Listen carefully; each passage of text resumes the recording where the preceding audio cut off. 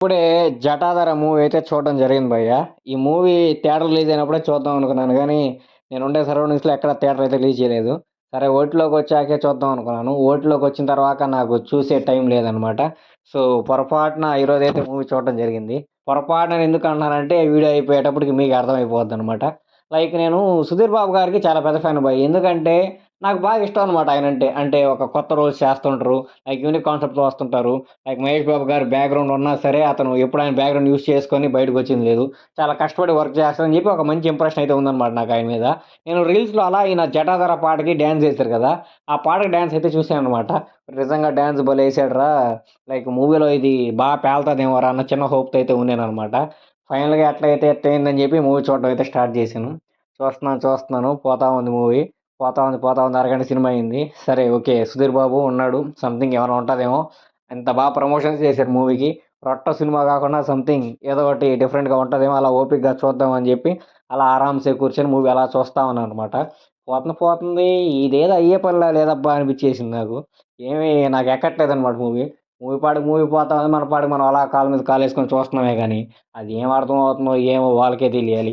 అసలు ఎందుకు ఇలాంటి మూవీ తీశారో, అసలు ప్రొడ్యూసర్స్‌కి కథ చెప్పి ఎలా ఒప్పించారో నాకైతే అర్థం కాలేదు. మేబీ డైరెక్టర్ ఏదో అనుకోని ఏదో తీసేసాడేమో అనిపిచ్చింది. ప్లాట్ ఏముండదు అందరికి తెలిసిందే. ఒక ధనలక్ష్మి దేవత ఉంటది. ఆ దేవతకి రక్తం కావాలనమాట. ఆ దేవత కన్ను సుధీర్ బాబు గారి మీద పడతదనమాట. సుధీర్ బాబు గారు లాస్ట్‌కి ఆ దేవత నుంచి ఎలా తప్పించుకుంటాడు. దేవత అంటున్నారు కదా భయ్య! ఏంది దేవత చంపుతారా అంటే అది ధనపిశాచి అనమాట. ఆ దినపిశాచి నుంచి మన సుధీర్ బాబు గారు ఎలా తప్పుకుంటారనేది మూవీ అనమాట. సో, అలా తీసుకెళ్తా క్లైమాక్సొచ్చింది. ఇక క్లైమాక్స్‌లో సుధీర్ బాబు గారు నేను ఇన్‌స్టా రీల్స్‌లో చూసా అని చెప్పాను గదా! ఆ డాన్స్ అయితే ఏస్తారనమాట. నేను చాలా ఎక్స్‌పెక్ట్ చేశాను ఆ డాన్స్ మీద. కానీ మూవీలో ఆ డాన్స్ అయితే అంతగా ఏం పేలలేదు. మూవీలో చూస్తుంటే నాకు కొంచెం ఏందిరా సుధీర్ బాబు గారు ఇలా డాన్స్ చేస్తున్నారు.